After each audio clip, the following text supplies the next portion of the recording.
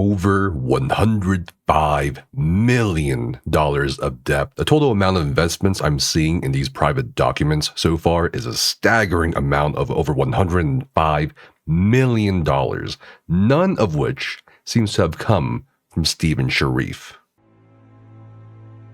In the days following the abrupt collapse of Intrepid Studios, hundreds of thousands of hopeful gamers who believed in the promised MMORPG Ashes of Creation were stranded without any official announcements, as 210 developers and employees were laid off without being paid or compensated.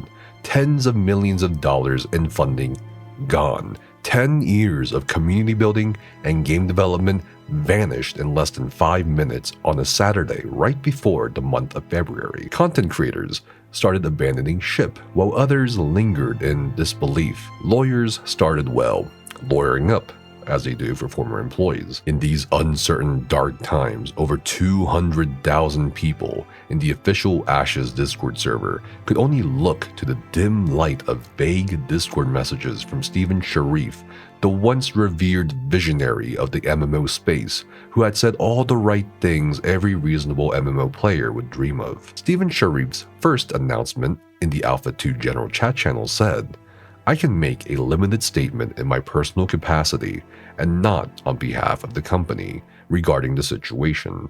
Control of the company shifted away from me, and the board began directing actions that I could not ethically agree with or carry out. As a result, I chose to resign in protest rather than lend my name or authority to decisions I could not ethically support. Following my resignation, much of the senior leadership team resigned. Following those departures, the board made the decision to issue WARN Act notices and proceed with a mass layoff. I cannot responsibly speak to further details at this time due to ongoing legal and governance matters. What I can say is that developers and staff acted in good faith and deserved better than the uncertainty they are now facing. I am incredibly dismayed by the situation." This and other follow-up statements conflicted with testimony from former community manager Margaret Crone, volunteer moderators for Ashes of Creation, and the inked letters of public court filings. Day after day, unearthed information or things that have been cast aside into the shadows by the massive hype surrounding Ashes of Creation sowed even more confusion amongst those who were trying to figure out what had happened. In this video, we'll attempt to piece most of this disastrous landscape together, parts of which I have been painting into clarity over the course of several videos, with private documentation and over 380 pages of text communications between Steven Sharif and one of the primary Intrepid Studios investors, Jason Karamanis of Yaya Legacy Trust, who graciously reached out to me. After taking the precaution of confirming Jason's identity, as I'd been bombarded by people posing as former investors, insiders, or whistleblowers, we talked over several days through emails and video calls discussing his personal and business experiences with Steven Sharif and Intrepid Studios. Jason agreed to share many uncensored things, but out of respect for him and involved parties, I will be censoring sensitive information and omitting items irrelevant to the main topics of this video, namely that of Steven Sharif allegedly being a lying conman since day one, the allegation that he never once put a single cent of his own money into Ashes of Creation or Intrepid Studios, and how much he may have scammed investors just as much as he may have scammed his community of gamers. Jason Karamanis is not a gamer, unless you count Pac-Man. He made a good amount of his wealth from MLMs or multi-level marketing, primarily with a company called Cenex. Jason would contribute heavily to the $10 billion in sales Cenex made alongside a figure named Robert Dawson.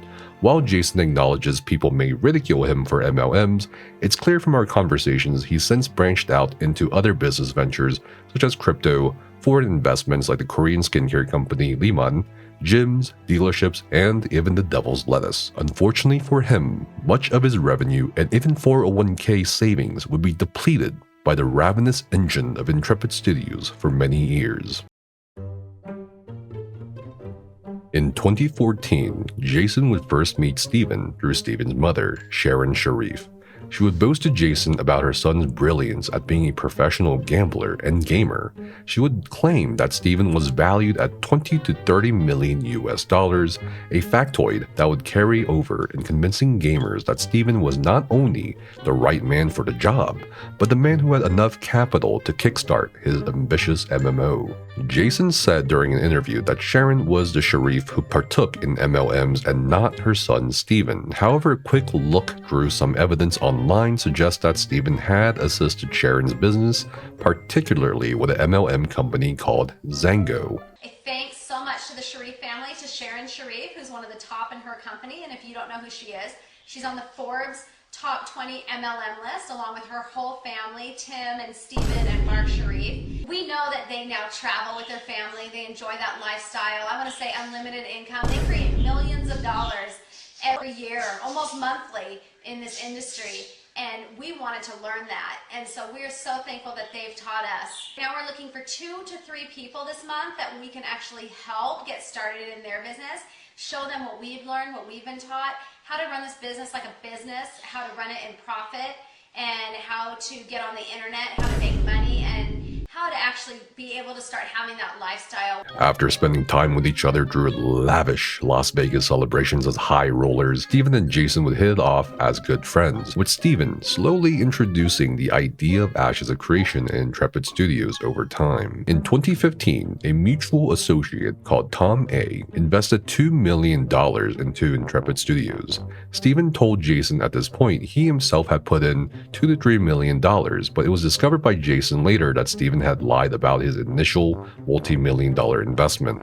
As things started taking shape with Intrepid Studios and the website for Ashes of Creation got increased attention, Jason decided to invest further into Steven and his project in the year 2017. Jason showed me a staggering financial sheet of all the contributions he and other investors had made since 2015 to Intrepid Studios and Steven. Jason himself would eventually invest over $12.5 million. Individuals like Robert Dawson, through entities like Intrepid Creations, would invest tens of millions of more dollars. Other investors such as Karen Borrego are also listed with hefty investments. Karen Borrego in particular has been demonized by much of the internet as the evil board member Karen that made Steven resign due to a public court document filed in January 2026 unearthed shortly after Intrepid collapsed. The total amount of investments would end in a ghastly amount of over $115 million from Steven's network of recruited investors and lenders. On one accounting sheet Jason shared with me, he showed a total of $109,049,831.54, but this investor total does not include the additional loan from Commerce West Bank, which would bump up the total to over $115 million. Now, keep in mind that these are just records we now have access to on the investor side. I shudder in horror at what other loans Steven could have taken out that even the investors may not know about, which may add to the future amount of money Intrepid owes. This $100+ million figure lines up with the recent approximate estimations put forth by some pundits on the internet of how much Intrepid Studios could have raised and spent. In the accounting data that I had access to, I could not locate a single dollar from Steven Sharif. Many in the MMO community are still defending Steven, saying that Ashes of Creation could not have possibly been a scam. People insist the enigmatic founder had spent his life savings or an inexorable amount of wealth on his life project before being unable to sustain it, thereby making him a victim as well. But the numbers and desperate text messages we'll soon read together tell a more complete truth. Jason claims that Steven never had anything to leverage, not really, in terms of owned assets, and that both Steven and his husband, John, may have never filed proper tax returns, in addition to possibly embezzling over $500,000 annually from investments into Intrepid Studios for fueling their own lifestyle, such as procuring their mansion. Jason also claimed that Steven and John are insane, pathological narcissists who convinced people they were ballers with mega millions in the bank. Jason also claims that Steven borrowed over $1 million on one loan from Jason and paid his mother back a loan of $900,000 which he was infuriated by. Financial documents I will be shown included a promissory note from June 2018 that is not in any public record, showing $2 million transacted from Jason to Steven, accompanied by wired receipts of millions of dollars. On top of this, I examined yet another promissory note of pledge and security from March 2019. Perhaps most damning of all, I read through a line of credit convertible promissory note dated from 2017 for another $2 million, in which Steven agreed to dilute his ownership down by 15% if he defaulted on that loan from Jason. Part of this agreement reads, if the monies advanced by holder hereunder are not fully repaid by the maturity date, including any and all applicable interest, an additional 15% ownership equity stake in the company with equivalent share ownership in common stock shall be immediately transferred to holder at that time. Additionally, in the event any additional class of stock is created or any additional stock benefits are added, holders' rights with regards to such stock shall be pari passu with the rights of Steven Sharif, such that by way of example, if Sharif is issued an additional class of stock, such as preferred stock, holder shall also be issued the same class of stock and pro rata number of shares for such stock.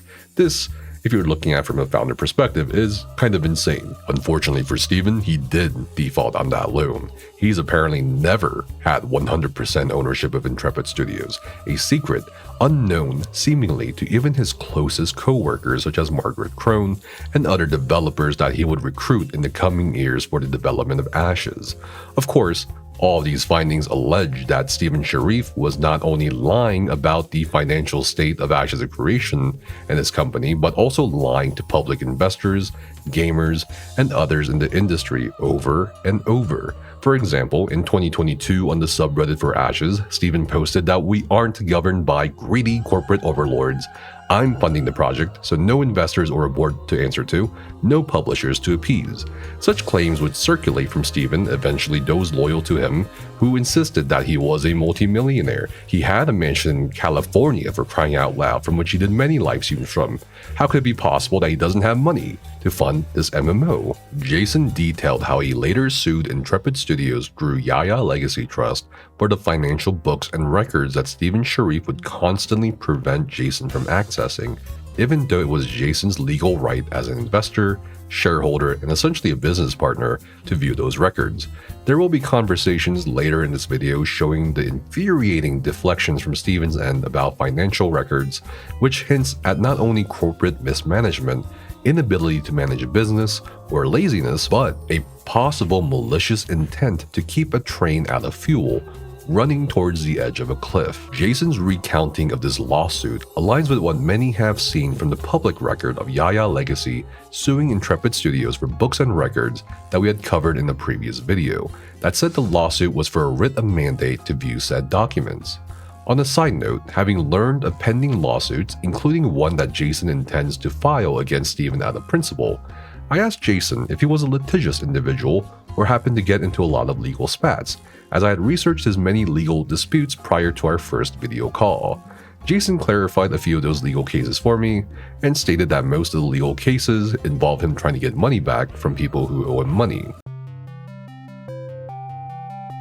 The year is 2016, and Steven Sharif is gushing over the apparent beginning of Ashes of Creation, touting it as the next billion-dollar game, bragging about how the project already had 24,000 members with a hopeful subscription model of a modest $15 per month that would garner over 2 million players after a launch that would never come. In one text message exchange, Steven asks, "What do you think?" My mom says get investors. I think I should just fund it myself about 8 million, then pre-sell packages through Kickstarter to raise additional capital for development.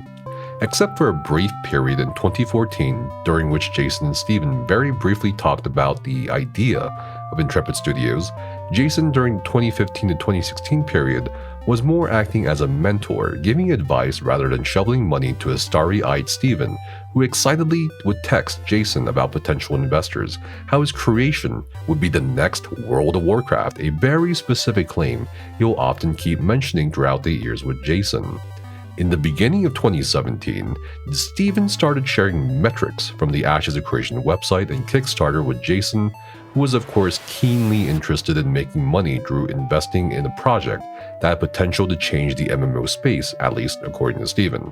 Perhaps like the crypto industry, Jason figured he could do some research and navigate the gaming industry to a similar effect. As you will see from the rest of the video, Steven will display an eerie knack for love bombing and emotional manipulation, which would successfully help him cajole Jason and other investors into giving up more liquid cash for a project that never really seemed to get any bad news on its public front. In February 2017, Steven cemented a deal with Jason for a convertible note, then notified Jason that he would be in San Francisco for the 2017 Game Developers Conference, where he would meet with executives from Epic, Electronic Arts, Tencent, and NCSoft, while also giving a 15-minute lecture. I could not independently verify at all if Steven Sharif was even telling the truth about being invited to give a 15-minute speech or lecture at the Game Developers Conference in 2017, anywhere between February 28th to March 3rd. Checking the GDC Vault and session list for 2017 showed no sessions for Steven Sharif or Ashes of Creation. The only notable MMO-related talks given that year were by veteran developers from Blizzard and Studio Wildcard, with a presentation on Transformice by Melanie Kristen. So it is more than likely that Steven lied about giving that 15-minute talk. As far as I recall and subsequently re-looked up, the actual first major industry appearance by Steven and Ashes of Creation was at PAX West in September 2017, which was indeed followed up by a formal appearance at the GDC in March 2018 the following year. So, fast forward to 2018, good news would keep flowing from Steven's fingertips, with him somehow projecting over $35 million in 2018 for Ashes of Creation, and saying that Tencent and Mail.ru were potentially interested in a licensing agreement. In February 2018, Steven told Jason they could be signing a licensing and maintenance deal with Tencent, even detailing that he'd be doing a photo op for a marketing event after signing this massive deal. Jason was of course enamored because it's Tencent, goddammit. The Tencent deal, if it even existed in the first place behind the scenes, seemed to serve more as a reminder to Jason of a higher return on initial investments if he held on a little bit longer, as Steven notes Tencent would only offer Jason around $3.5 to $4 million for his convertible note. This may have been a good moment for Jason to dip out for a smaller margin than he had initially hoped for, so he let Steven actually take the reins on this matter, telling him he's open to what Steven feels is best for Jason.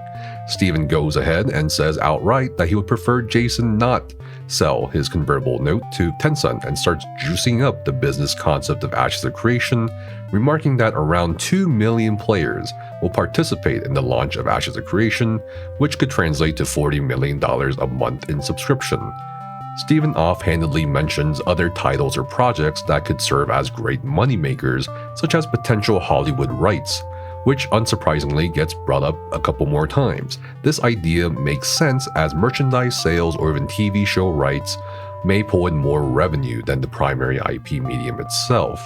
Discussions surrounding dilution concerns and equity occasionally pop up throughout the conversations between Steven and Jason early on, which again speak to the fact that Intrepid Studios did indeed have outside investors.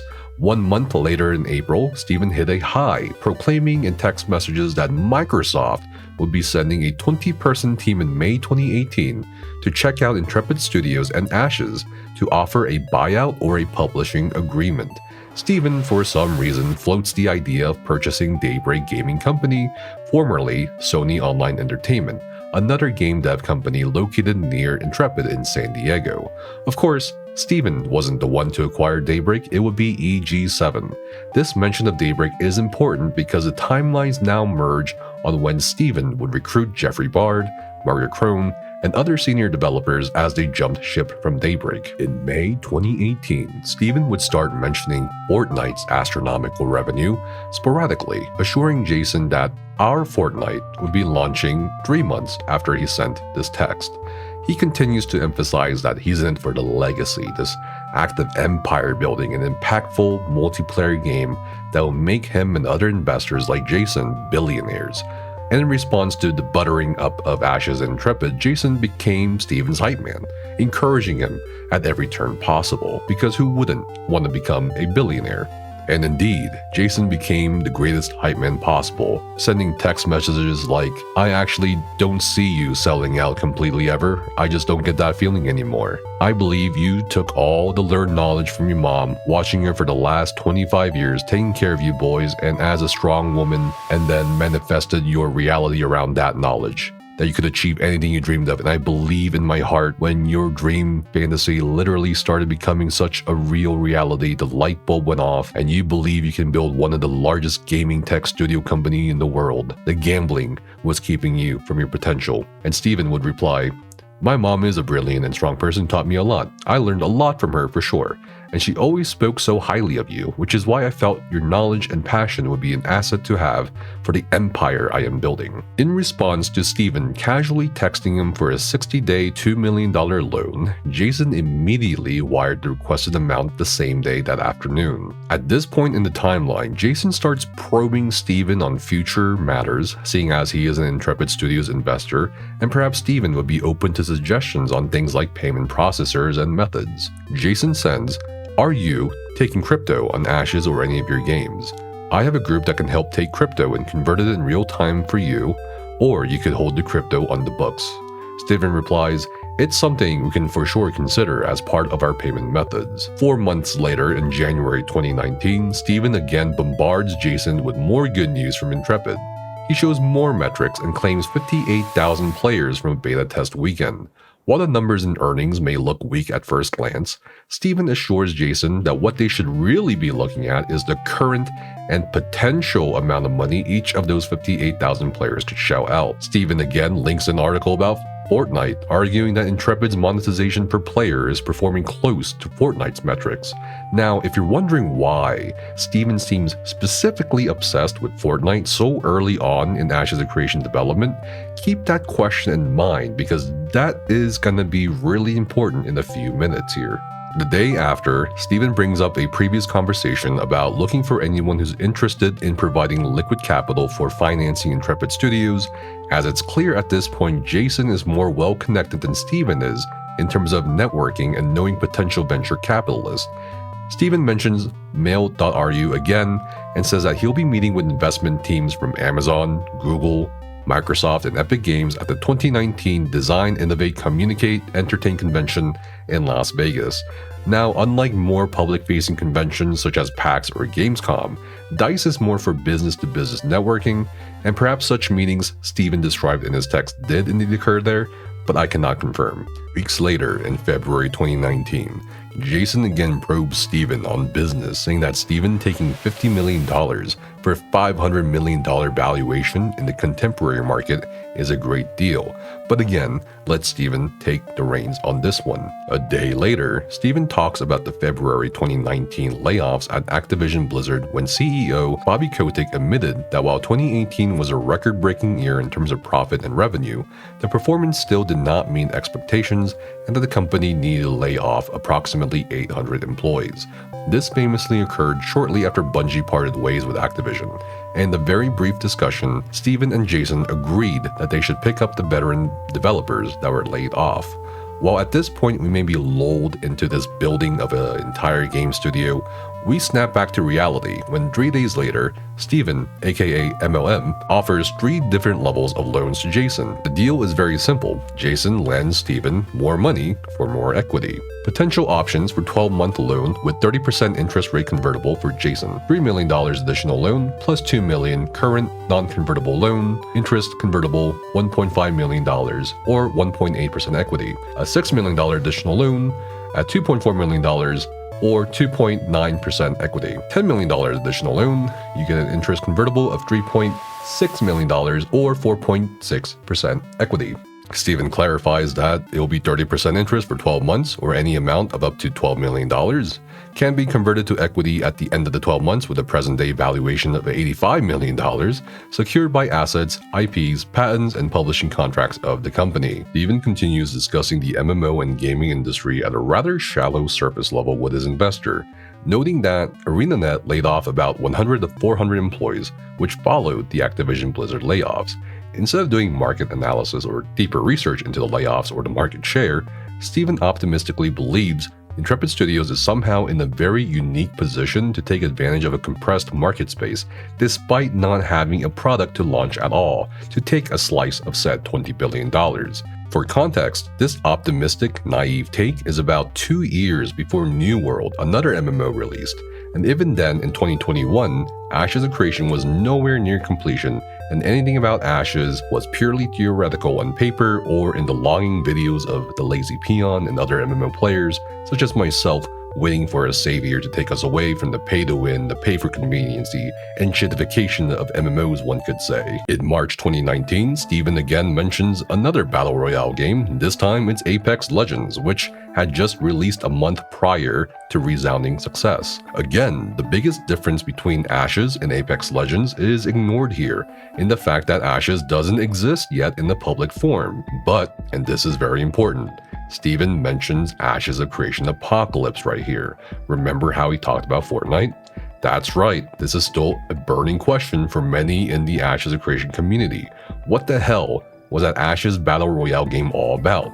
In hindsight, it seems like a frivolous waste of resources, or perhaps it was a way for Intrepid Studios to get testing feedback, or something that will help the progression to the actual MMO along.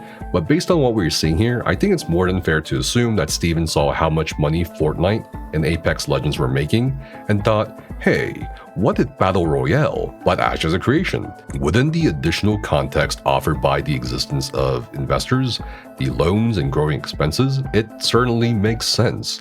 After all, many tech startup founders, YouTubers, or other creatives may need to make a hard decision at some point in their journey to perhaps pivot their creation or service to a different position for the sake of survival or revenue.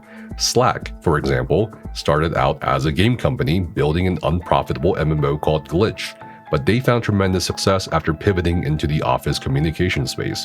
YouTube started out as a dating video-based site, and Shopify was a snowboard shop. So perhaps Steven here was making a pivot, but whether it was because of ego or still wanting to achieve the goal of making a full-fledged MMORPG, Ashes of Creation Apocalypse did not last, and the train to the edge of that cliff continued running. Jason cuts through Steven's optimism here and brings up something that even the Joker wouldn't mess with. Yeah, the IRS. Steven needs to make sure to file 2018 taxes. A month later, in April 2019, Jason sends Steven another $500,000. Then, in June 2019, another $2 million is wired through the bank to Steven.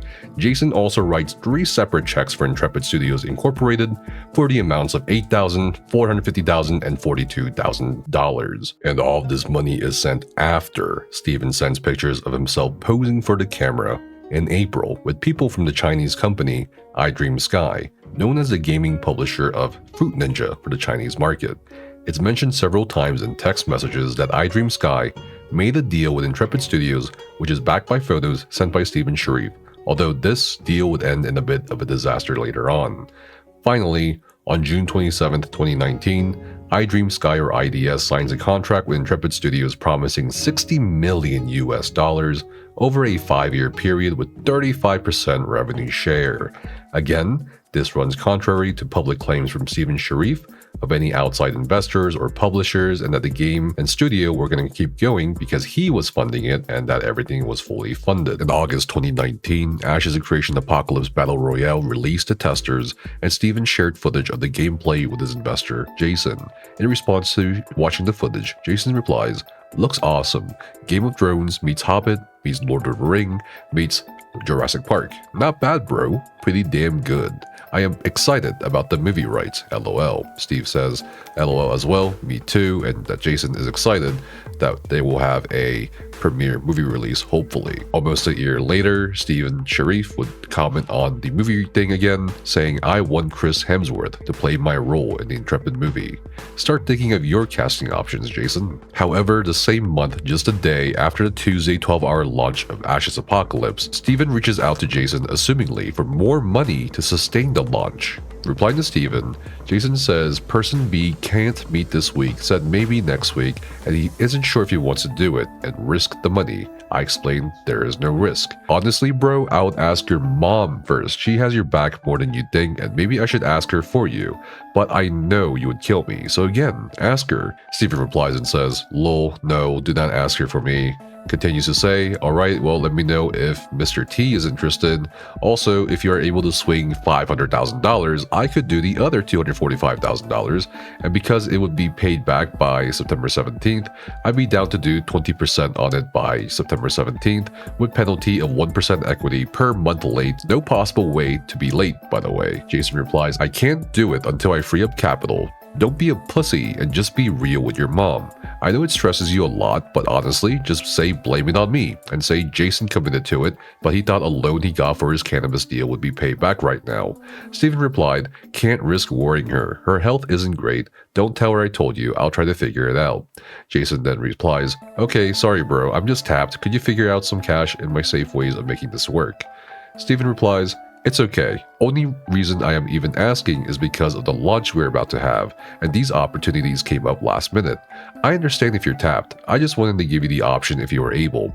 Even though Jason had repeatedly refused to give Steven any more money, Steven kept insisting that he could ask no one else, even his own mother, for the same amount of money needed to keep Intrepid and Ash's Apocalypse going. To give some context to next messages from Steven, he's talking about the expenses needed to get a booth for TwitchCon to promote Ashes of Creation, a contractual agreement with Team Liquid for them to play and promote Ashes, and a booth or emphasized presence with PAX West potentially. What is interesting are the expenses being requested here. $320,000 for a space in TwitchCon, $300,000 for doing business with Team Liquid, $125,000 for a PAX sponsorship. Steven offers to of course pay for the lowest expense himself, which is the $125,000 for a PAX sponsorship. What's even more bizarre is Steven randomly calculating the ROIs or return on investments for each of the three things he's requesting funding for. In terms of gaining eyes or a part of the market's attention, one could argue that he was going for a marketing approach here, but I've also talked to vendors myself who have bought spaces and booth spots at TwitchCons, and quite a few of them have stated that's more of a loss than anything, and it's expense that they take a hit to for marketing. So I don't see how Steven is calculating a 10 to 30 time ROI on a TwitchCon space or even his PAX sponsorship. Definitely, no disrespect, don't see it for paying Team Liquid's limit to play Ashes either. As for playing Team Liquid to play his game, sure, one could argue for it, but any head of growth or marketing out there is probably cringing at $300,000, which could have been spent to a greater effect for the same or more amount of attention. The $125,000 for PAX is also debatable, since you could just be an exhibitor for cheaper and still get thousands of people to latch their eyes onto what you're doing. Instead, Steven goes a tier higher above an exhibitor for a sponsorship, which should have let him put the Ashes of Creation logo on everyone's badge lanyards, but 2019's PAX East lanyards in Boston only had Final Fantasy XIV logos and Magic the Gathering Arena featuring Omen by HP logos. For PAX West in Seattle, the 2019 lanyards had Final Fantasy XIV or Xbox markings, nor did Intrepid Studios or Ashes of Creation have a logo or presence on the official PAX app as an official app sponsor. There were no ceiling banners everywhere except directly above their rented booth space as confirmed by pictures, and they definitely had no official merchandise or insert into the PAX East or PAX West swag bags. The only distributed items were at their booth. Lastly, while they did feature Ashes of Creation Apocalypse in a theater space and had demo stations, those are generally paid speaking slots and not an exclusive part of a PAX sponsorship tier. So while I was reading these text messages, all this called into question for me if Steven really did need that $125,000 or if he even spent that much at all. Steven is insistent on Jason providing more cash loans, even though Jason is still refusing and asking Steven to ask his mother and other people Steven may know. Steven kept poking the bear, saying, "You sure you can't do a 26-day loan?" Even following up with a check on the equity Jason now owns of Intrepid, putting it at a 12.4% share. Steven is desperate here and even offers to bump up that 12.4% equity for Jason to 13% as interest and promises to pay back the principal amounts in 26 days. And this should have been a major red flag when Steven kept refusing to ask other people for loans, including his newfound partners at iDream Sky, who have allegedly promised $60 million in funding, saying he's concerned for some reason to ask the Chinese. In a follow-up conversation 3 hours later that same day, Steven reports that Team Liquid took the offer and presumably TwitchCon and PAX for some reason declined Steven's patronage or bid, which allegedly lowered the total combined cost for PAX and TwitchCon to $245,000. This also explains why Intrepid Studios was not present as a PAX sponsor in 2019, as I had brought up earlier. Now Steven only needs Jason to lend him $300,000 since Steven will cover the $245,000. Steven again asks for a 30-day short-term loan with a hysterical 20% interest rate and bumping up the 12.4% equity share Jason has to 13%. If you are someone with any kind of business experience, you understand that this offer is in the loan shark territory. Steven is so desperate for money, he's willing to parcel out more of his company while taking an incredibly questionable interest rate on a 30-day loan. In response, Jason finally relents and says he may be able to cover $300,000 and asks Steven if he can take cash. Steven then love bombs Jason for the umpteenth time and says, "Yes, we could do that, I think. You are a god, my brother. I will never let you down." Jason abashedly replies, "You could have just asked your mom. Jeez." More love bombing ensues. "LOL, brother. I will always be in your debt for the love you shown. We are about to explode, brother. You are the object of all my adoration and respect. I am working my ass off for you. I appreciate it, my friend. This is extremely helpful for launch plans. You have no idea, smiley face. By the way, cash is also fine. We can do either or. We are juggling professionals. Thanks, brother." 1 month later, Steven gets a call from Jason but doesn't answer, saying Intrepid Studios has just launched Ashes of Creation Apocalypse and is extremely busy, while also saying something rather concerning about iDream Sky not giving up money for at least another week until October 3rd. But in a recurring pattern, bad news from Steven must also come with a good tee-hee good news. iDream Sky asked to extend the payment to October 3rd, Steven says, so we said that's fine. Fucking Chinese. How is Singapore? Launch is going very well. We are currently #1 on Steam. On October 3rd, Steven says that he has been busy with streamers on their show. After Steven gets off the podcast, he relays the worst news an investor can get. The Chinese are defaulting. In response, Jason says, "Please, I do need my cash and can't go any longer. I apologize, but I need my money, as I said to you before. I sincerely apologize, bro, but I explained to you my cash position and I am tight and using my savings. And I said, I need the money. I am so very sorry these guys fucked you. I can't tell Mr. T. He'll come unglued. He's expecting his money by end of the month and mine on Monday, bro. I am ball deep in funding your company. But I told you before, I can't afford to lend you this money. Now I feel bad and sad. This really fucking sucks."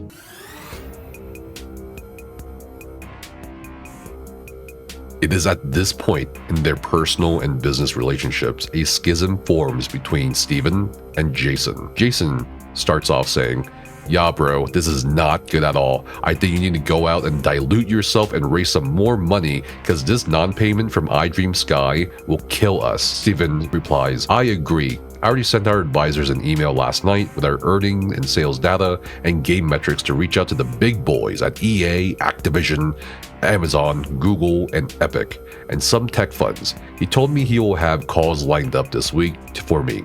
Are there any friends or funds you know that may be interested if we did a quick raise? Loan, equity, convertible, whatever at this point. Mom and I are chatting at 7 p.m.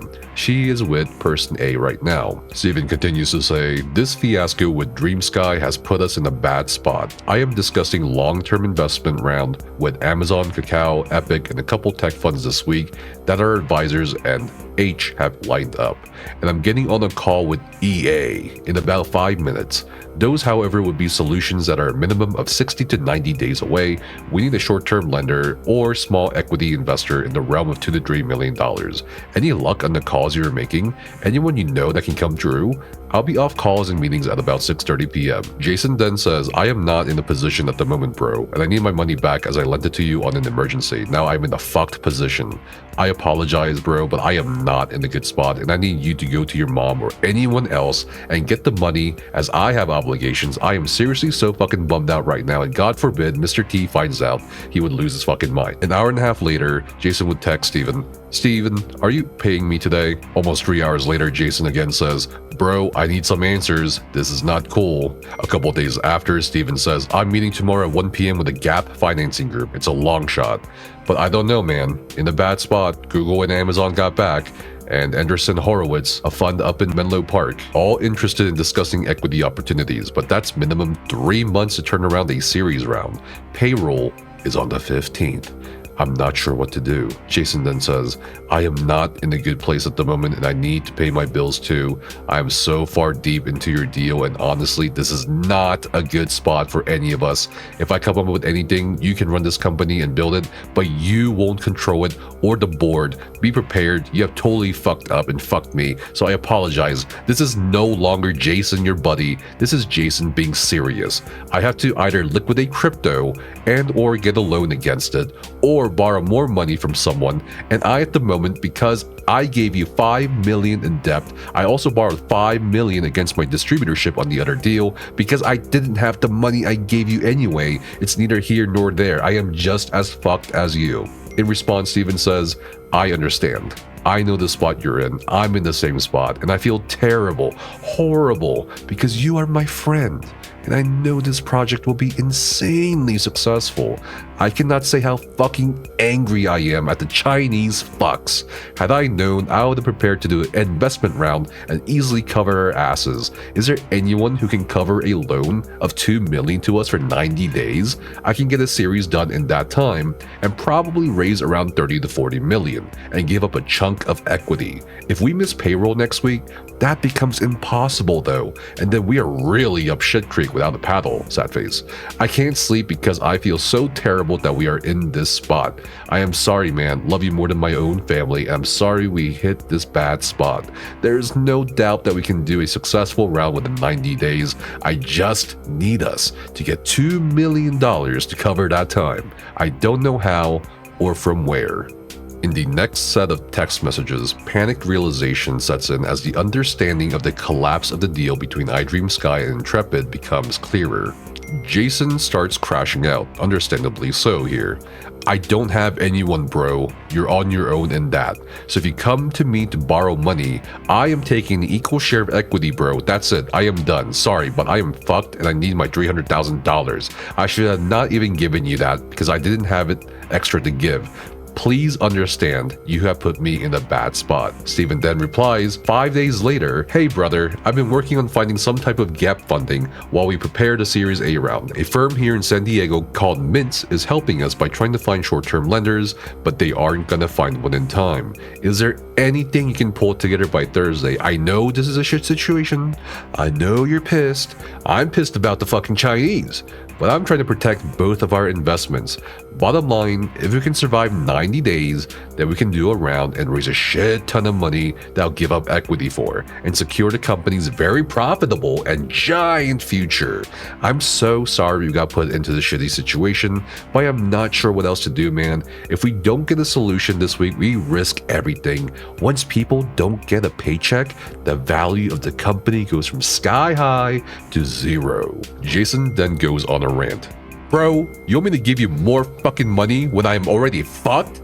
I'd have to come up with more money to save the company. Seriously, this is so fucked up. You don't deserve to keep how much equity you have. This is fucking crap for you to put me in this position so we can do this the friendly way or the hard way. Which one do you suggest? Call Tom A, your other investor, and ask him to borrow some money. You put me in such a bad position, you have no idea. And you're right, I am beyond pissed at you. I can't believe I listened to you about this deal. It's all horseshit. Originally 10 cent was the deal, then iDreamSky now Now nothing, bro. This is all your own doing. You should have been more proactive than having me carry you. Where are all your other baller friends or your mom's friends with money? Seriously, am I the only fucking idiot here? Had to have person A and person B help me pay that $3 million to get you to where we needed. I should have said no. So what are you suggesting I do now? Sell one of my homes? Borrow more money? What? I am on the plane. I texted your mom, go get her to find you some money, bro. I'm beyond pissed. You took money from me. This last $300,000 I specifically said I couldn't afford to give you, and you took $1 million from Mr. T. I have not said anything to him as of yet. When he finds out, he will come unglued and unhinged. So you tell me what to do. If I have to get a loan, sell some Bitcoin, and get more money, then you don't deserve to keep what you have. So send my lawyer a proposal and copy me for review. I am flying somewhere over the Pacific Ocean and I land at 6 a.m. Send it to my lawyer of what the company needs are, at current projections and losses, and use of proceeds for money, and what the offer is, because honestly, I am so pissed, bro. You have no idea. Steven finally replies to Jason's crash out and says, Jason, bro, I know this is shitty. It's shitty for me too. I put everything I have and almost 4 years of 16-hour days into the company. It'll pay off though. We just got stuck in a bad situation right now with the shitty Chinese. I should have gone to do a round earlier, but wanted to go into a round as strong as possible, so I waited. This company will be the largest MMO in history, bigger than World of Warcraft's 13 billion, but I need 90 days to do a round. I already tried talking to my mom. She would help if she could. I wouldn't be asking you to help or find someone to help if that wasn't our last option. I've literally tried everything, and now we're at the last minute. I'll do whatever you need. Jason then says, you're giving up control of the company to me. I want 51% equity. I said that and I am fucking deadly serious. You want me to borrow money or get a loan or cover payroll? Then you and John tomorrow have a serious powwow amongst yourselves and realize I've been way too nice for too long. Bro, helping this venture, and now when I specifically said I can't afford to give you any more money, you wouldn't go ask your mom 45 days ago and I said I can't afford it, bro. Did you not fucking listen to me when I said that? So put your big boy panties on and chin up, because I am not going to take your valuations of being some billion-dollar deal when you can't get deals done or get fucked on them and expect me, who is holding the largest debt, which if this deal goes down because of this fuck up, I am losing all my money. 7 million, bro. Are you fucking serious? So you have a gun to my head, so to speak, when saying you have no other options besides me. That's pretty shitty. Tensions and emotions flare as Jason shows how serious he is by texting Sharon, the mother of Steven Sharif. Steven attempts love bombing Jason again, a timeless stratagem, ironically utilized by the companies that own MMOs after they beat their players into the concrete like dogs. This is how serious I am, Jason says. What I sent your mom. Sharon, I am on the plane. If I have to save Intrepid, understand you'll learn that I'm taking control of your son's company and will be the majority shareholder. Please take this seriously before you say no to helping him. 7 minutes later, Steven replies, alright, I'll do that, Jason. I want you to know from the bottom of my heart, I am truly sorry that we are in this spot we are in at the moment. I would not be asking you to help if I wasn't 100% certain that I can do a hugely successful round in the next 90 days. I just need the time. Jason then says, my issue is beyond this deal. My issue is trust. You broke it. Now I am in a bad situation all around in so many ways. Steven then says, I never meant to break your trust, Jason. I love you like a brother, and will work to my death to ensure that you get to reap the reward of the trust you placed in me. I know right now is shit, but I'll get us out of it. I just need the time to run the series, and beyond sorry that this has happened, and I beat myself up every night I try to sleep now. The Chinese fucked us, and I didn't see it coming. That's my fault.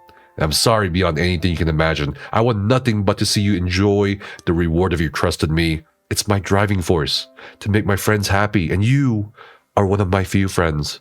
I'm sorry, brother.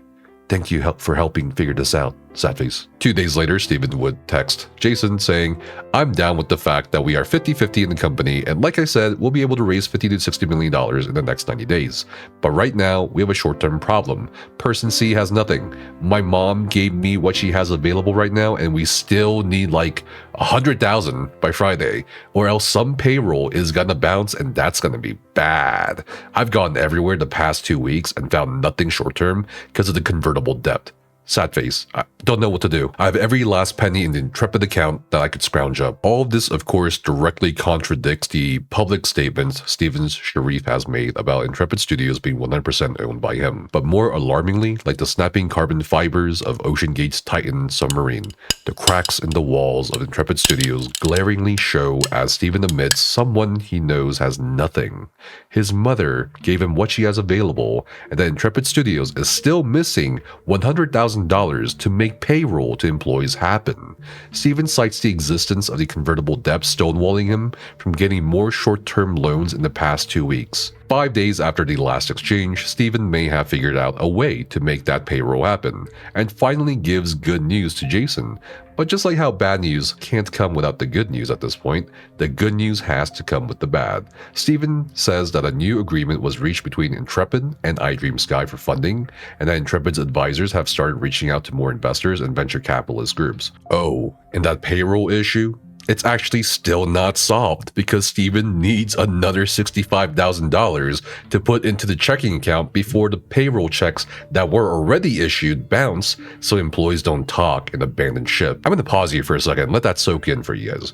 But could you imagine a $65,000 overdraft? Jason then replies okay to all of this, implying he covered that $65,000, so the employees at Intrepid Studios actually gets paid and survives another week in California. Steven meekly approaches Jason 2 days later, asking if it's fair to be a 30% owner with a seat on the board with voting rights. He expresses he does not want to fight with Jason and other investors, and love bombs Jason again. He also asks if he would be able to get the ability to buy some of the equity back later. This later leads to a conversation 5 days later, where Steven is requesting another $2,025,000. Jason says, I am not purchasing stock. You're giving me 30% of your shares. You can book me in personally as a founder, simple as that. I am not an investor. I am your partner. Steven then says, for the month of November 2019, and to catch up on our bills from October 2019, we need $925,000. Jason is, of course, asked, well, what do you need in December and January? Steven then says December will need $550,000 and January will need $550,000 as well. Jason then says, okay, I'll get your $935,000 tomorrow. With the $65,000 I already sent, that's an even $1 million. Then I'll get the other $1 million within 30 days as soon as my loan closes. At this point, you all might be wondering how Jason is funding this. Well, he liquidated his cryptocurrency. Now, since it was Bitcoin he liquidated, Jason basically lost millions of dollars since he sold $1.1 million worth of Bitcoin back in 2019, versus if he had held that Bitcoin until early 2026. At this point in time, Jason, possessing even more risk and share in Intrepid Studios, tries to get more involved and asks how much the revenue stream will be in November, December, and January, with Steven confidently replying that $300,000 should somehow come in. As the exhausting year of 2019 comes to a close for Steven and his investor, more money is being requested in the form of $75,000 for bills by January 7th, $225,000 for yet another funding of the employee payroll by January 13th. For another $500,000 in the closing days of December, Jason refused to fund $200,000 of it until Steven actually paid back the $300,000 we'd mentioned some time ago in the video. Steven outlines what they need to survive until February 1st. $285,000 sent by tomorrow if possible, another $295,000 by the 9th of January 2020, while Intrepid will get an $82,000 payment on the 30th of December, and another $120,000 payment for their December sales, which is not even accurate because it's a projection. Steven again continues to mention fundraising. If we hit our valuation of 150 to 200 million, your stake, Jason, in the company would be valued at around 30 to 40 million dollars. If we fail at payroll, the insolvency clause in the iDreamSky and Mail.ru contracts would allow them to terminate for breach. That's a bad situation. Is there a way to hit $285,000 for this Monday? Steven then quickly mentions that he started the application for an SBA business term loan with JP Morgan. That started in November. Jason again asks about revenue in January, with Steven now answering Intrepid is somehow making approximately $100,000 to $150,000 per month in pre-orders for the MMO. He also says Ashes of Creation Alpha 1 will launch in April 2020, which will apparently be a big moneymaker. He then very confidently says Intrepid will make about $20 million in revenue post Alpha 1. He then attaches his out-of-the-ass projections without losses, of course. Now, to give some context here, Ashes of Creation Alpha 1 did not launch in April 2020. It launched instead on July 14th, 2021, and only ran until August 15th, 2021 for a limited time frame, which in hindsight makes sense with how much money Intrepid seemingly needed with all these loans Steven was taking out. Of course, Steven tries to assuage some of Jason's doubts with a reminder of how much his shares would be worth if he so chooses to convert the convertibles. So Jason, to be clear, if you convert the remainder of the convertibles you have, by the way, putting you at like 28% or something, that'll be worth about $300 million in 2021, and in 2022, $448 million. If you don't convert it, it'll be worth about $220 million and about $328 million. Now, remember, we are in 2020 now with these text messages, and the coronavirus or the COVID-19 pandemic is about to rock our shit. More cracks in the dam appear as Steven messages Jason late in the evening on the 5th of January 2020, saying, "Hey brother, I know your loan process is still going, but we need $67,500 to survive this week. We just went negative $1,500 right now in the account. Are you able to send $68,000 tomorrow? I'm sorry the strain this has put us both through, but we need to make it to February. I think we'll close another investor in the next couple weeks. My neighbor and his friend are meeting me Wednesday. They like the pitch deck and are interested. And that SBA loan with JP Morgan will close before the end of this month. But we can't get an eviction notice or lapse on the employee's health insurance that will happen this week. Is a wire possible tomorrow for $68,000? Jason says, "No, can't do it. I am juggling monies at the moment, bro. Don't have it. I am on fumes. If you know someone to buy my 2011 Ferrari for $80,000 or my 2010 Rolls-Royce Ghost for $75,000, I'll sell both of them. I have no money for you at this moment. Maybe in a week. I got the appraisal in today, so that's good. Waiting on documents to sign, then 3 business days from funding." Steven then says, "Okay, well, I've exhausted everything. So we are now only $140,000 short for payroll." Sad face. Maybe should have waited to give Mr. T the Bitcoin until end of the month. Not sure what we're gonna do at this point. Jason then says, "Well bro, go ask your mom or person B to find someone that can give you a short-term loan. I need about a week. I'll sign my loan documents probably on Friday or Saturday and then fund on Monday, Tuesday, or Wednesday of next week." Jason replies with something that I feel finally shattered my frayed soul as I processed these text messages for the video. Jason was willing to sell his 2011 goddamn Ferrari for $80,000 and a 2010 Rolls Ghost for a mere $75,000 to get liquid cash, not just for Steven, because now Jason was starting to financially struggle. He admitted during our first call that it was rough times for him at this point, and for the first time in his life, he actually needed to borrow money from somebody. Jason was frustrated by Steven's constant begging for money, since yet again the developers and employees of Intrepid Studios may not have been paid because Steven is short $140,000. He mentions here at this point, and I add this for context, a Mr. T who was given Bitcoin.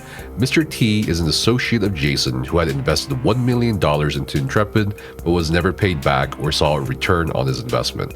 Mr. T threatened to sue Steven, who feared that a public lawsuit would jeopardize Intrepid Studios and scare away potential customers. So, in order to save Intrepid's reputation, Jason yet again stepped in and gave $1 million after selling Bitcoin to Mr. T, so Mr. T would back off. In yet another crash out, Steven tells Jason the following: "Tried that. They don't know people like you do. Payroll is Wednesday.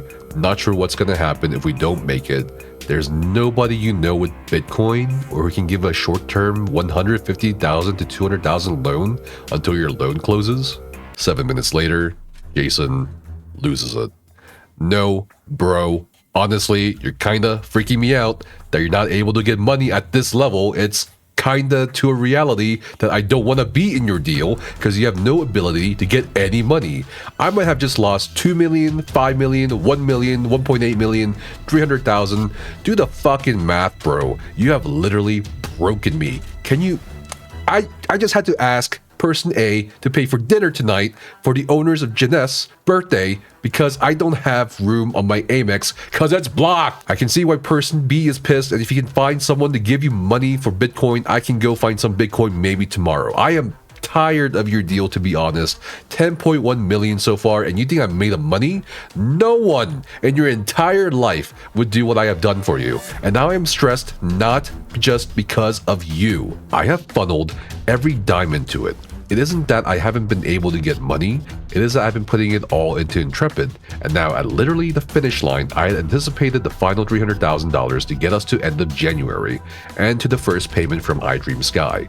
I know how much you put in, I know you are basically like, my god bro, I'm sorry about the other deal, it's fucked. I wish you and I weren't in such stress right now. The screenshot reads, I am pissed at you for introducing me to your son. Go fucking find them $200,000 tomorrow or get lost out of my life. Go get your loser other son to give you some of your money. Now I understand why person D wants to sue you. Sad face, Steven replies. Jason then says, do you understand me now, bro? Go cry to your husband, bro. Not me. I am in no mood to be happy now. I said I'm getting a fucking loan, and as soon as I have money, I will help. But you can't seem to do anything here. It baffles my mind why you're a business owner. I am so fucked I can't see straight, and I asked you to politely go find another source for a week or two. Later, Jason then proceeds to post pictures of his checking accounts that are looking incredibly dried up. I also saw from the documentation that he withdrew over $100,000 from his 401k account, which is crazy. I think really the only financial advice you should ever take from a YouTuber like me is do not use the money from your retirement account to fund a MMORPG, okay guys? Now I know many of you are bewildered, shocked, or slack-jawed at all this money Jason keeps shoveling into the Ashes of Creation engine. And like all of you, I was immensely curious about why. Why, Jason? Why would you keep giving Steven money with no ROI in sight? So of course, I asked Jason this, and he basically gave me two answers. First, he really did consider Steven a very good friend, and told me he's generally a very nice guy. I thought to myself as he told me this, okay, can we also be best friends, Jason? Of course, just like any other investor, he wanted to see our ROI. He wanted to make money, as simple as that. He really did want an MMO to come out, which is definitely not going to happen now with the now desolate Intrepid Studios. Second, he gave the impression during my conversation with him that after a certain point, he was in too deep with the amount of money he invested into Steven and Ashes to simply just, walk away and leave that money behind. In that aspect of sunken cost fallacy, I think Jason is definitely well suited to be an MMO player like everybody else. Perhaps his biggest regret is pulling in his social circle into this mess as investors, as he expressed to me him feeling bad about that. 12 days later, an abrupt text message from Steven shares that the next big MMO of the century's potential biggest investor is the former owner of... At Raising Cane's, we're hyper-focused on being the best at what we do and getting it right every time. Cook-to-order chicken fingers, cane sauce, crinkle-cut fries, coleslaw, Texas toast, iced tea and lemonade. Finger licking good. I actually don't even know Raising Cane's slogan. Anyway, the former chicken conglomerate is not all the adventurous venture capitalists out there Steven found. Apparently, he asked his neighbors for a $2 million investment, and another 3 random people. He even asked a jeweler he happened to know for investment, and the jeweler agreed to do a $1 million investment by the end of February. Now, of course, these aren't wholesome, pure angel investors. They also want equity, which means every loan comes in the form of 1-year convertible notes with the right to convert at a 25% discount in the next round, which is an absolutely crazy deal to make on Steven's part from a founder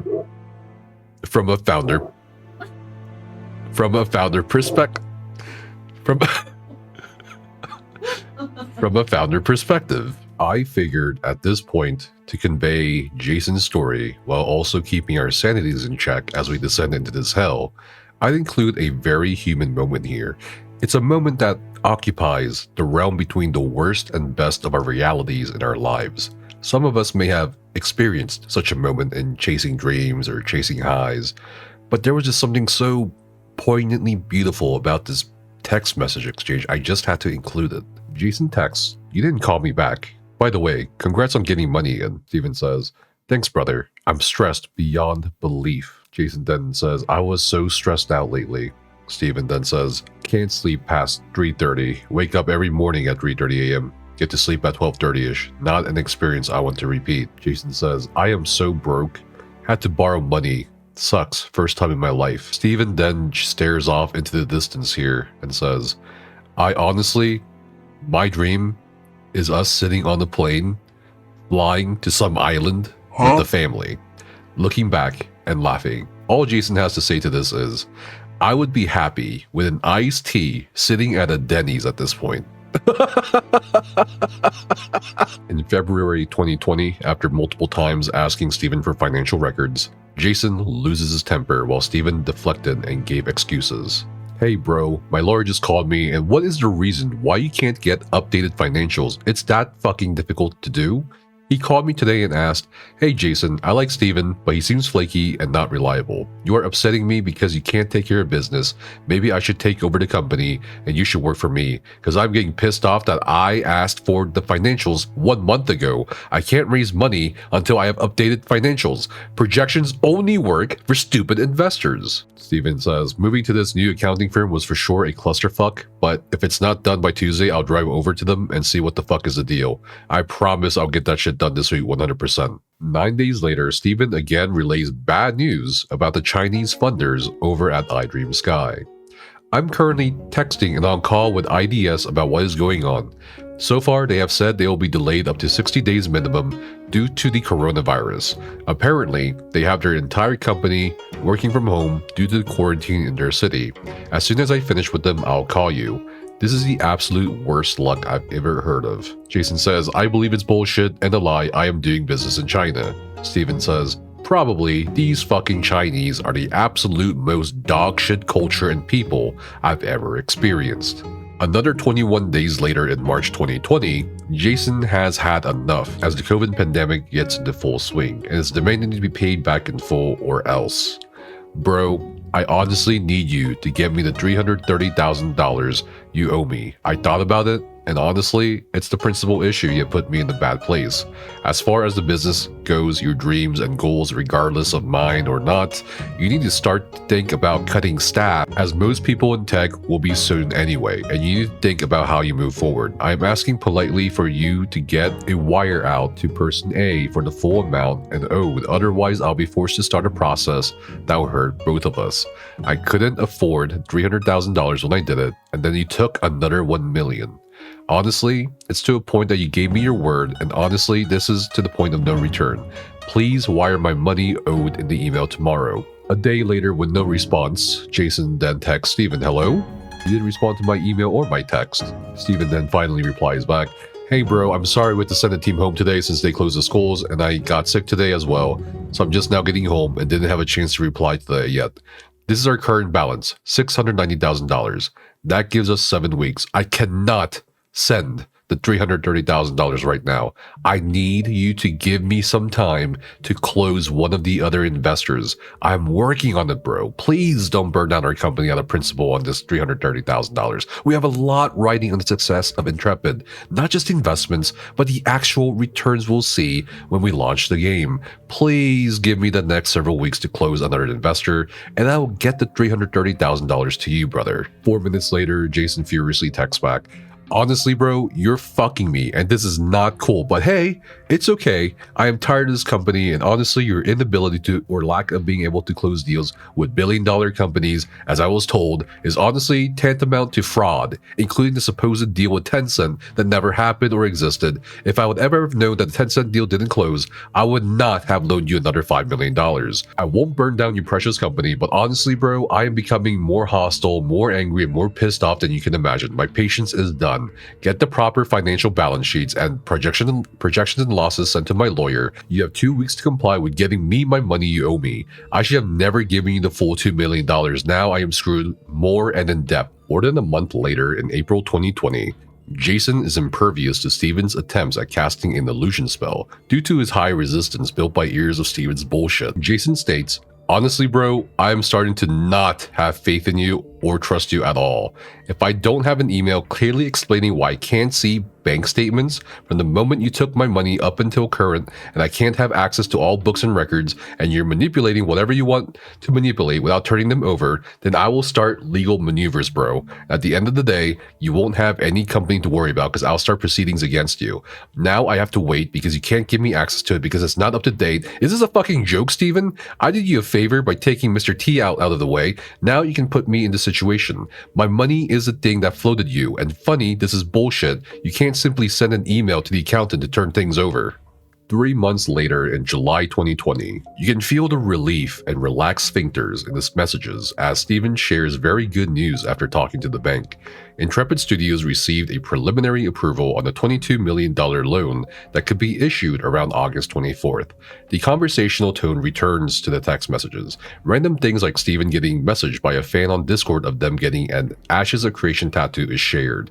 Jokes start flying again between the two as they both believe they're in the clear. 6 months later in September 2020, Jason checks in on Steven in regards to the aforementioned loan Intrepid is trying to take out from Commerce West Bank. We do know from public records Intrepid did manage to take out a loan from Commerce West Bank, but as you'll soon see, it was not exactly what they were expecting.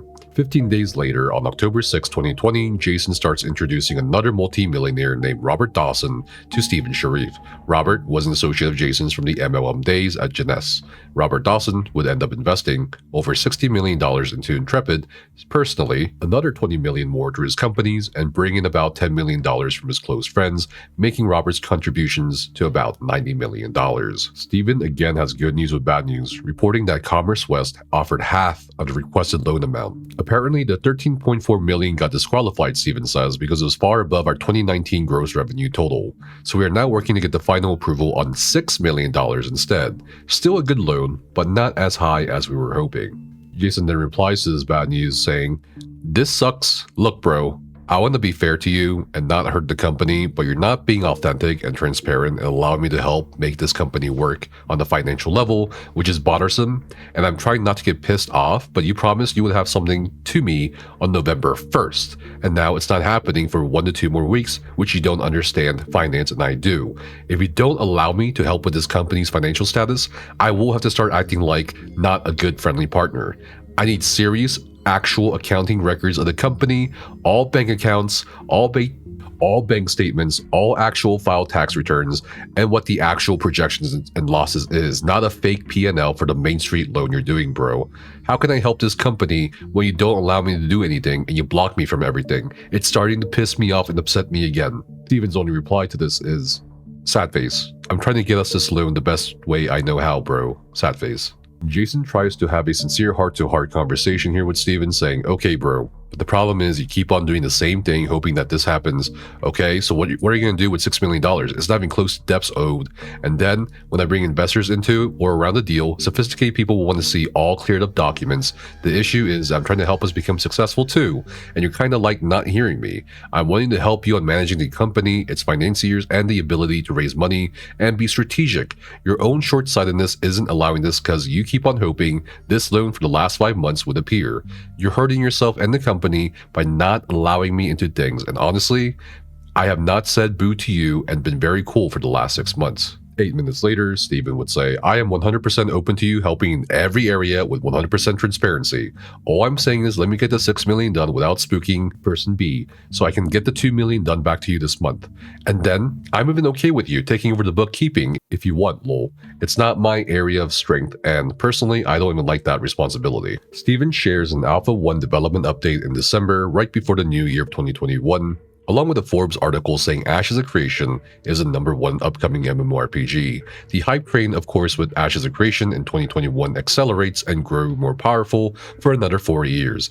And it's a tragedy in hindsight, as the hype train wouldn't derail due to unmet expectations by a player base, but it would derail simply because there was no more money to complete the railroad. In the beginning of 2021, we see Jason try to step in gently again on the running of the company and inquiring about tax filings. He even brings up a very reasonable point about potentially relocating the studio to avoid the high Californian tax rates and expenses, since it's now proven most companies, including game development companies, can still be effective with remote work during COVID.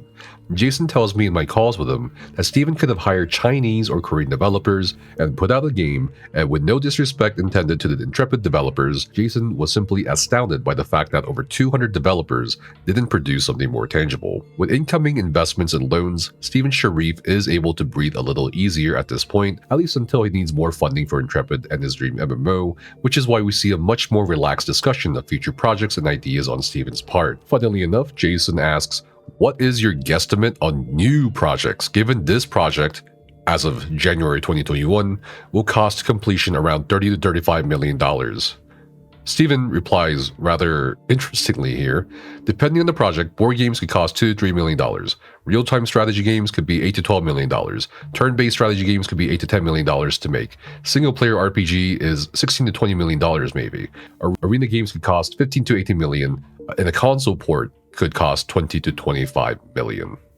And of course, as we all know the ending of the story, at this point, none of these projects would come to fruition, Ashes of Creation would never really launch, and it would be taken down from the Steam store page. As for the time period between 2021 to 2024, it's very obvious that things just weren't going well. Legacy Trust would sue Intrepid Studios a few years down the line for a writ of mandate to compel inspection of books. And this was really one of the first things in the public eye back in 2024 that was pushed out of the way of the hype train. It seemed like dissenting opinions, even constructive criticism, was pushed aside by hundreds of thousands of MMO players on, Hopium or Copium. In the days leading up to the disappearing act of Intrepid Studios, Jason claims that Steven put up his house in San Diego for a second loan position collateral and asked for help from Jason and Robert to help prevent foreclosure on his mansion that he had live streamed from for many years to give Ashes of Creation updates to millions of gamers worldwide. Steven then claimed to Jason that Ashes of Creation would fully launch in 2022, 4 years before the publication of this video, and at least 3 years before the Alpha 2 phase launch. Jason claims that a Mr. R and Robert Dawson wanted to form a board to try to manage the company successfully and help streamline things, as investors really did want to see a return on investment and an actual product. Steven, not liking this apparently, drew a tantrum and threatened to notify the bank of the $3.7 million sitting in the Intrepid Studios account on Steam. Following that move, Steven made the big post announcement, and we learned that he attempted to lay off 100 people on January 31st in an apparent attempt to avoid filing the WARN Act.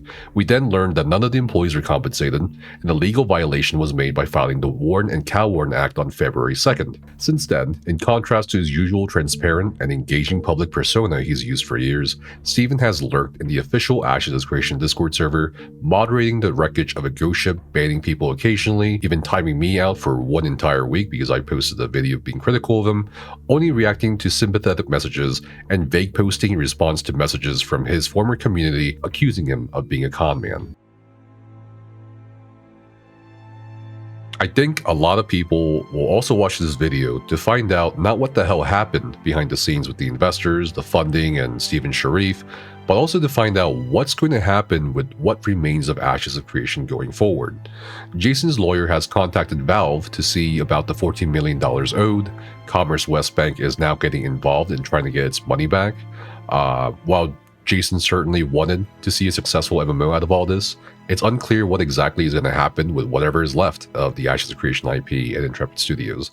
The line of investors, lenders, and former employees eager to pick apart the pieces of Intrepid's carcass, it's hard to say when we will see the results from those cases. Jason says he doesn't expect to wring out any meaningful amount of money from Steven Sharif. Instead, he's told me he's going to sue Steven Sharif out of principle and to make sure it's on public record that Steven is a bad actor. I have no doubt, despite the trove of information Jason was kind enough to share with me and all of you, that will probably unearth even more details about Ashes of Creation, Intrepid Studios, and Steven himself in the coming weeks, months, and years. As for the many players, guilds, and communities still navigating this debacle, I've been seeing a lot of people return to their familiar MMOs or trying new ones or quitting the MMO space entirely. I think what's important now is for a lot of people to come to terms with reality. I know a lot of people invested a lot of time and money into Ashes of Creation, and it's understandable. Many people are still defending Steven or defending the idea of Ashes, but despite the human elements you see in both public and private spaces, whether it's that of generosity, compassion, or whatever. I think it's really important to look at all the available facts and information so far and really understand that this was not some sort of surprise out of nowhere. This dissolution was, at least to me, the culmination of years of severe mismanagement, incomprehensible, bizarre business decisions.